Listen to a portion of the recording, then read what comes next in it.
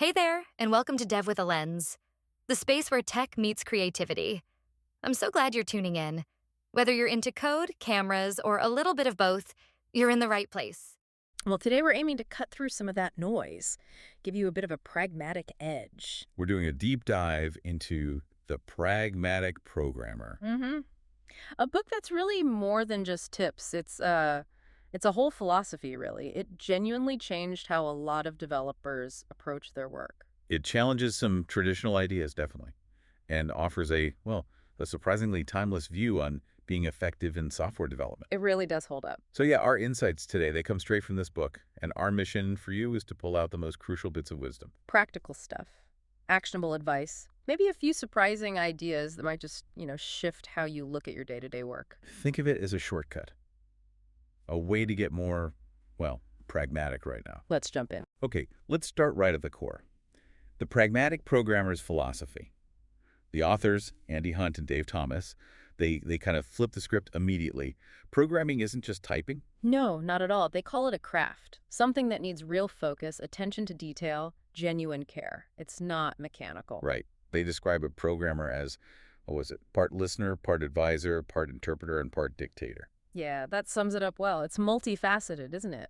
You're listening to requirements, advising on solutions, interpreting fuzzy needs into code, and sometimes, dictating how the system must behave to be robust, all while juggling deadlines. That's a really rich way to put it. So what are the key things, the characteristics for this craft mindset? Well, two really jump out right away. First, care about your craft. Sounds simple, almost too simple. It does, but think about it.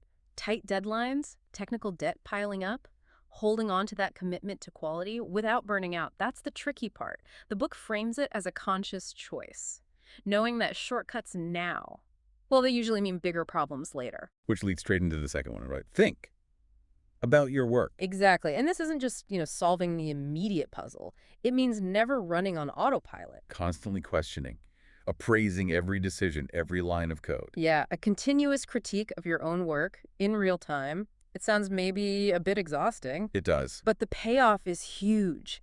Deeper engagement, a sense of mastery, constant improvement. Over time, you just become way more effective. You write code that works, sure, but it's also easier to maintain, easier to adapt. Okay, and talk about things going wrong, because they always do. What's the pragmatic way out? The key message is provide options, don't make lame excuses. Okay, so instead of just saying it's broken or it's delayed. Right. You frame it differently. You explain what can be done, what steps you can take to mitigate or get back on track. Maybe that means explaining why refactoring is needed now, or suggesting a prototype to figure something out, or pushing for better tests, or even automating something to stop it happening again. So it's about taking responsibility, being upfront, and looking for solutions together, not just pointing fingers. Exactly. Collaborative problem solving. I like that reframing. Shifts from blame to action, which actually reminds me of another concept they bring up, fighting software entropy. Ah, yes, the broken window theory. Borrowed from urban decay research, right? Yeah, the idea that one unrepaired broken window signals neglect. And invites more vandalism, leading to rapid decay. In software, one bit of bad design, sloppy code, a poor architectural choice if you leave it. It can trigger a really fast downward spiral for the whole project. Quality, morale, everything. So the message is blunt. Don't live with broken windows. Fix them, now. And if you absolutely can't do a proper fix immediately, at least board it up, comment out the bad code, put in a not implemented message, use dummy data, something visible, show you know it's broken, and prevent further damage. They argue neglect causes rot faster than anything. Like a powerful metaphor. And it goes beyond code, doesn't it? Affects team culture, too. Definitely. If you land on a project full of broken windows, it's so easy to just think, everything else is junk. I'll just add more junk. That's the real trap. And connected to that is adapting to slow change. The stone soup and boiled frogs thing. What's that about? It's about the danger of gradual, almost invisible decline. You know the story. Frog in boiling water jumps out. Frog in cool water that heats up slowly. Doesn't notice until it's too late. Right. For developers, the takeaway is keep an eye on the big picture. Don't get so lost in the daily tasks that you miss the big shifts, project scope creep, tech changes, business context evolving. Step back sometimes. Look around. Don't get boiled. Good advice. All this really points towards needing to constantly learn, doesn't it? Which they call maintaining a knowledge portfolio. Exactly. And it's broader than just reading tech books. Yes, do that, read journals, but also read non-technical stuff. Understand people, systems, get involved online communities, news feeds, and crucially, always be learning new languages, new tech, even just playing around. Kaizen, continuous improvement. That's the word they use. Small, steady steps, refining skills, adding new ones. Every day. And a vital skill for any developer, pragmatic or not, is communication. They had some really practical tips here, including the wisdom acrostic. What's that? It's a neat framework for planning communication. What do you want them to learn? What's their interest? How sophisticated are they? How much detail do they need? Whom do you want to own the information? And how can you motivate them? That's brilliant. It really forces you to think about your audience. You can't just dump technical details on everyone. No way. They paint that picture, don't they? The development geek glazing over the eyes of the vice president of marketing with tech talk. We've all seen it or done it. Right. Communication isn't just talking, it's being understood. Tailor the message. Consider their WISDOM, otherwise you're just making noise. Okay, let's shift gears a bit. Building robust software. This brings us to maybe one of the most famous principles, DRY. Don't repeat yourself. DRY. The core idea seems simple. Every piece of knowledge must have a single, unambiguous, authoritative representation within a system. Seems simple, but the trap is... The trap is, if the same logic or data is in two places and you change one, you have to remember the other. And as they say, it's not if you'll forget, it's when, and then contradictions, bugs, pain. So it's not just literal copy-pasting of code lines, is it? It's deeper. Much deeper. They talk about different kinds of duplication, inadvertent you just didn't realize, impatient taking a shortcut that bites you later, interdeveloper, two people solving the same problem separately. The issue isn't the physical copy, it's the duplication of knowledge. That's the key, knowledge duplication. And they suggest something interesting to fight it, code generators. How does that work? Well, sometimes you genuinely need the same info in different forms, like data structures for a client and server in different languages. Instead of writing both by hand, define the knowledge once in some neutral format and let a simple generator create the specific versions. Automating the repetition. Exactly. And they make a sharp point about comments, too. We often think good code has lots of comments. They say, well, maybe bad code requires lots of comments. Comments should explain why, not how. The how is the code itself. Duplicating the how in comments violates DRY. It's a big shift for a lot of people. Okay, another powerful idea, orthogonality. What's that mean in software? Orthogonality basically means independence. Changes in one part of a system shouldn't ripple out and affect unrelated parts. Like a good stereo system.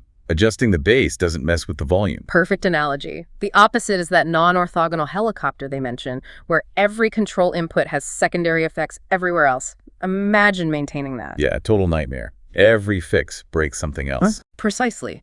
Non-orthogonal systems are complex, fragile. There's no such thing as a truly local fix. Change one thing, get unexpected side effects all over. The benefits of orthogonality are huge. Productivity goes up because changes are contained, and risk goes way down. The system's less brittle, easier to test. Okay, sounds good in theory. How do you actually do it? It's about conscious design, building modular, layered systems. Each component does one thing well, minimal dependencies. They even suggest organizing teams functionally. Each team owns a distinct feature area, reducing overlap. And here's a neat check. Unit tests. If testing one small module forces you to pull in half the system just to compile. Red flag. Not very orthogonal. A big red flag. Your modules are too tangled. Makes sense. Okay, next up, reversibility. The book says there are no final decisions. That sounds ambitious. Deadlines are real. It is ambitious, but it's about building adaptability in, avoiding decisions you absolutely can't undo, designing for change. They use that image, right? Decisions written in the sand at the beach. Because of big wave-changing requirements, new tech can wipe them out anytime. Exactly. The real world changes. So how do you build systems that can roll with those punches? So how do you build that flexibility without just freezing up, unable to decide anything? Flexible architecture. Yeah. Things like hiding third-party stuff behind your own abstract interfaces. Need to swap the database or the messaging queue. The rest of the app shouldn't break. Okay. Or using configuration files instead of hard coding things. Definitely, like switching between client server and standalone mode just by tweaking a config file. Make things adaptable. Rock and roll, stable when needed, roll with changes when they hit. Love that. Okay, when figuring out what to build, they talk about two things often mixed up, tracer bullets and prototypes. What's the difference? Big difference. A tracer bullet is like building a thin working skeleton of the whole system. A vertical slice UI to database. And crucially, it's part of the final system. It grows. And the benefit? The benefit is you'll always have something to show them. Sponsors see real progress, test interactions early, give feedback on something integrated. It proves the path works. Okay, so tracer bullets are real, evolving code. What about prototypes? Prototypes are different. They're disposable, built purely to learn. You have a specific question about architecture, performance, a tricky UI bit, you whip up a prototype to explore it. Quick and dirty. Can be. The value is in the lessons learned, not the code itself. Once you have the answer, you throw the prototype code away and apply what you learned to the real production code. It's focused exploration. Got it. Tracer build to keep. Prototype build to learn and discard. Important distinction. Now, what about program close to the problem domain? Sounds like user language. It is, but it's deeper. It's about creating mini-languages specific to the application's domain to express requirements more directly, instead of translating everything into generic code constructs. Like their drawing package example, P2 for pen 2, W2 for draw west 2 centimeter. Exactly. It brings the programming closer to the actual business problem you're solving. And this helps with error messages too, right? Instead of syntax error. You get AB123 is not a format. Known formats are. Much more helpful for everyone. You can implement these using parser generators or even simple scripting. The goal is programming at a higher abstraction level focused on the domain.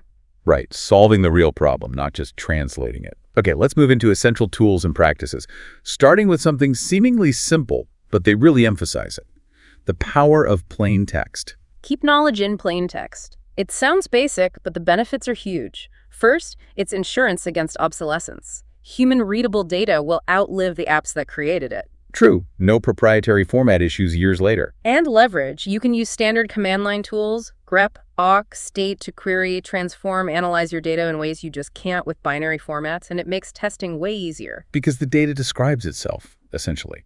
Unlike binary blobs where the meaning is locked away, I've definitely felt that pain trying to read old files. We all have. It's a simple tip, but profound. Building on that, they push the use of command shells. The programmer's workbench, they call it, for doing quick, powerful operations, combining tools in unexpected ways. Yeah, like finding all the C files changed more recently than the make file with one command. Yeah. Even on Windows now, with WSL or Cygwin, you get that power. It's about being effective outside the IDE, too. Mastering that flexible, composable environment. Exactly, which flows into power editing. Use a single editor well. Make it an extension of your hand, right? Configurable, extensible, programmable.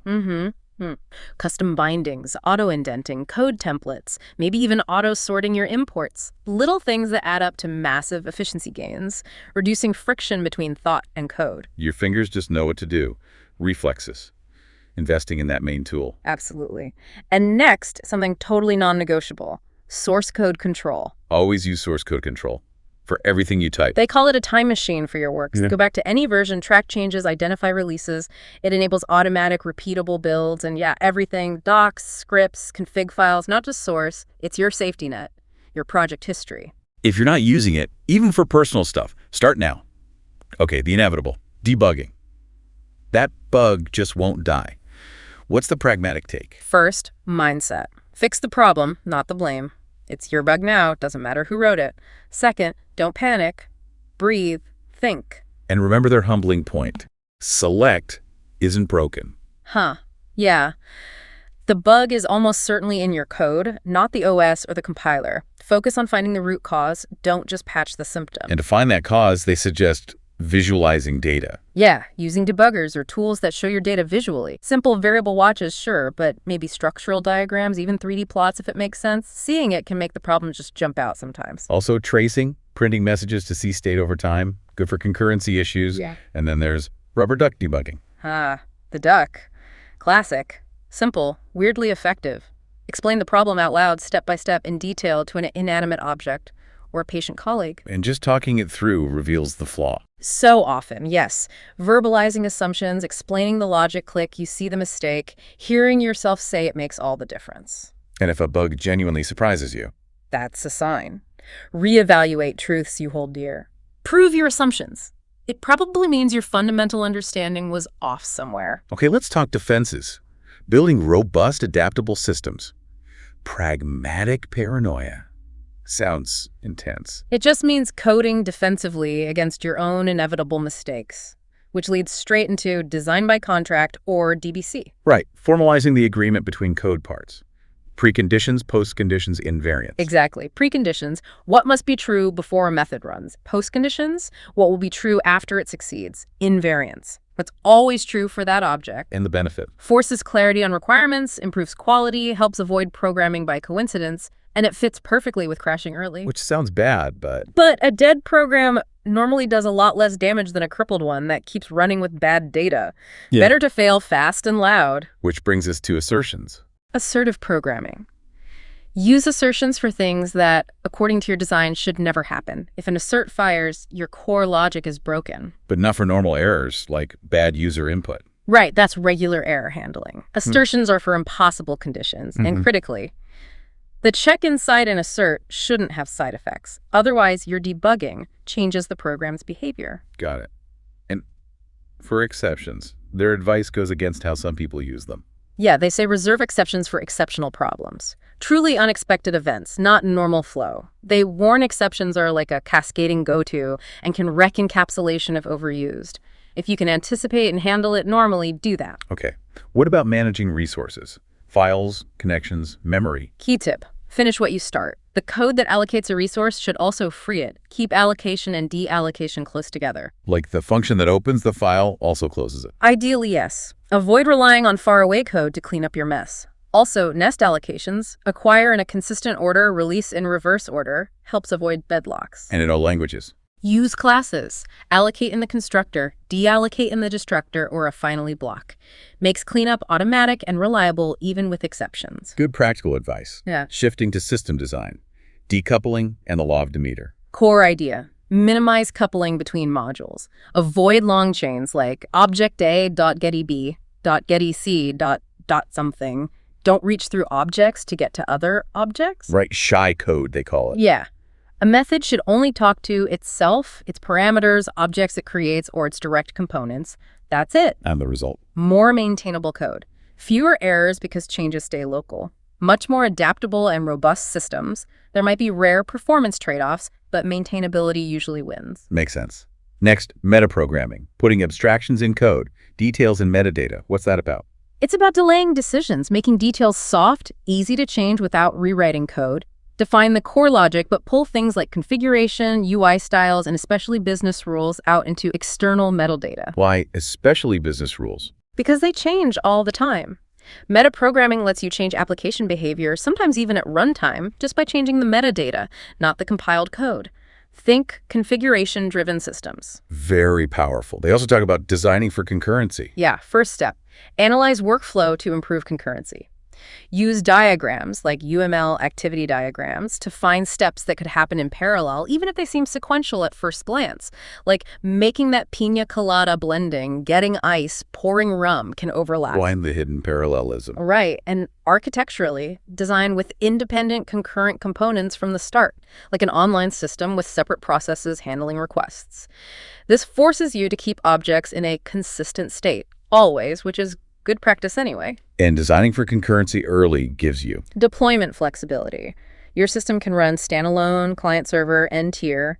Much easier to adapt later if concurrency was baked in from the beginning. Trying to add it later, painful. Really painful. I bet. A related idea for flexibility. It's just a view. Separating models from views. MVC, basically. Model view controller, yeah. Separate the data model from how it's displayed, view, and how the user interacts, controller. Their classic example is the Smalltalk spreadsheet. The data exists independently. You can view it as a grid, a chart, whatever. So changing the look doesn't break the underlying logic. Exactly. Loosens coupling, gives you flexibility, helps reversibility. Like Java's tree widget. Give it a tree model, then change the visual rendering with a tree cell renderer without touching the data at all. Nice. Okay, we've covered a ton. Moving into project management and continuous quality, let's start with a big trap. Programming by coincidence. This is a subtle killer, relying on something working without knowing why it works. Maybe it works just because of some side effect or specific environment setup. But it looks like it works. Right, until it doesn't. The book warns. Make sure it isn't just a coincidence. Understand why your code works. Don't build on hope, build on understanding. Don't just fix symptoms, understand the root cause. Okay, algorithm speed. Big O notation. Is it just academic? Not for pragmatic programmers. You should be mentally checking runtime, memory use, whenever you write loops or recursion. Just a quick subconscious, is this sensible check. Understand the difference between linear, logarithmic, exponential growth. Because something fast for 100 items might take forever for 1,000 if it's exponential. Exactly. It has real-world impact. But they also stress, theory is one thing. The only timing that counts is the speed of your code running in the production environment with real data. Measure. Benchmark. Don't just assume. Got it. Next, refactoring. They compare it to gardening or surgery. Both. Sometimes it's gentle tending, trimming like gardening. Sometimes it's invasive surgery to cut out a problematic growth. It's rewriting, reworking, re-architecting code to improve its internal structure without changing external behavior. And you do it when?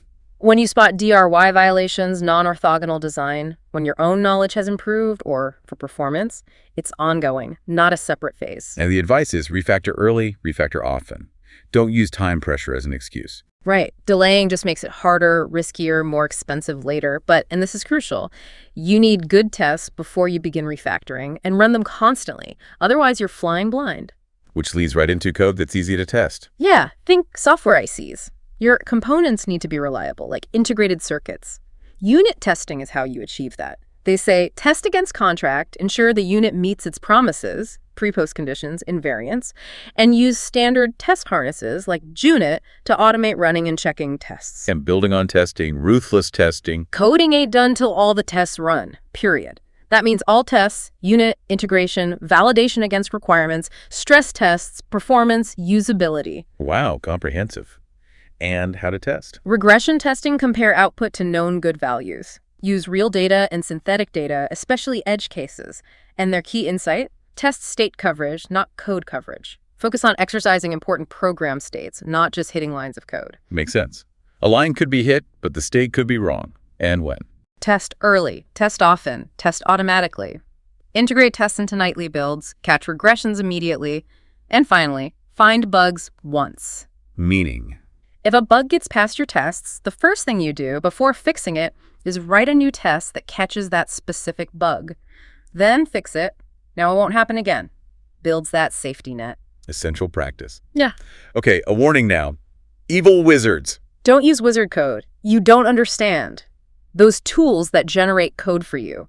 That code becomes part of your system. If you don't understand it, you can't maintain it, you can't debug it effectively, you lose control. Understand the tools. Don't just click generate. Exactly. Think critically. Okay, the requirements pit. Big topic. First tip, don't gather requirements. Dig for them. Love that. Yeah, requirements aren't usually just handed to you. They're buried under assumptions, politics, misunderstandings. You have to actively investigate, collaborate, unearth them. And really understand the user's workflow, not just what they asked for. Their example of the recording engineer's mixing board. Sometimes the interface is the system. The software has to fit how people actually work, feel natural. And a guiding principle for design. Abstractions live longer than details. Invest in good abstractions. Don't hard code details that might change. Y2K is their classic example. Lack of a good date abstraction caused chaos because the detail, 2-digit years, was everywhere. Use a project glossary too. Yeah. Keep terms consistent. Definitely. Single source of truth for terminology. And put requirements online, hyperlinked, not in a dusty binder nobody reads. Keep it alive. Then there's the specification trap. It's tempting to try and specify everything up front, but it's naive. Natural language isn't precise enough. You can't foresee everything. Remember, some things are better done than described. Like tying shoelaces. Hard to write down, easy to do. Exactly. And overly detailed specs create a straitjacket effect, kills creativity, blocks better ideas found during coding. They advocate a seamless approach. Spec and implementation inform each other. Start to code sooner, to explore. Don't get stuck just writing specs. Okay, shifting to teams. Pragmatic teams. Same rules apply. No broken windows for the team. Quality is a shared responsibility. And crucially, organize teams around functionality. Not by role, like designers here, coders there, testers over there. Right. Functional teams own a whole feature slice. It isolates them better from changes elsewhere, reduces dependencies, increases ownership. Apply modularity to people, too. Makes sense. Then ubiquitous automation. Huge one. Don't use manual procedures for anything repetitive. Build scripts, release automation, automated code checks, backups. Automate it all. Why is it often skipped? Feels like extra work up front. Often, yeah. But the long-term cost of manual errors, inconsistency, and wasted time is massive. Use tools like cron for scheduling, Makefiles, or similar for builds and tests. And have solid build automation, a script that builds the whole project from scratch, runs all tests, especially nightly builds. That's the heartbeat of a healthy project. Catches problems fast. Okay, nearing the end. Another core idea. It's all writing. Build documentation in, don't bolt it on. Comments explain why, not how. Good names are critical connection pool, not CP. Avoid misleading names, the Stroop effect, where the name clashes with the reality. And generate docs from code where possible. API docs from source comments. Yeah, tools like JavaDoc. Use markup systems for other docs, so one source generates online help, print manuals, etc. Documentation lives with the code. And a nice touch, great expectations. This isn't about pressure, it's about delighting users. Give them that little bit more than they were expecting. Smart tooltips, keyboard shortcuts, a nice splash screen. Small things that show you care about their experience. Builds goodwill. Love that. And finally, Pride and Prejudice. Sign your work. Be proud like a craftsman. Stand behind quality. But beware of code ownership turning into territorialism. Don't create silos. Pride in craft, yes. Private fiefdoms, no. Wow. We have really covered a lot in this deep dive into the Pragmatic Programmer. We really have. We started with that fundamental shift, didn't we? Seeing software development as a craft, demanding care, constant thought, responsibility. Then we hit those core principles for robust, adaptable software DRY, orthogonality, reversibility. Right, and the essential tools and practices. Plain text, shells, editors, source control, debugging is thinking, and testing. That ruthless automated testing safety net, and then navigating projects, digging for requirements, avoiding spec traps, automation, teamwork. It feels like the real value here isn't just about writing better code lines, is it? No, it's more about transforming your whole mindset. Mastering the craft, making informed choices, building things that last, that can adapt. It's becoming a true craftsman, not just a coder. And even applying just a couple of these ideas. Yeah. It could really change your daily work, couldn't it? Help you grow faster. Absolutely. These aren't just theories. They're hard-won lessons from experience, designed to help you avoid the common traps and build better software, more resilient software. So the final thought for you, listening. If knowledge is most valuable when you actually understand it and use it, what's one pragmatic tip from all this that you can apply to your craft today? Something tangible that could make a difference in your code, your project, or even just your own development. All right, that's a wrap for today. I really hope you found something helpful or inspiring in this episode. If you've got any questions or just want to share your thoughts, feel free to drop a comment or slide into our DMs on Instagram. We're at @devwithalens. Don't forget to hit that subscribe button so you don't miss our upcoming tutorials and conversations. There's so much more coming your way. Thanks so much for tuning in. I'm truly glad you were here. Until next time, take care and keep creating.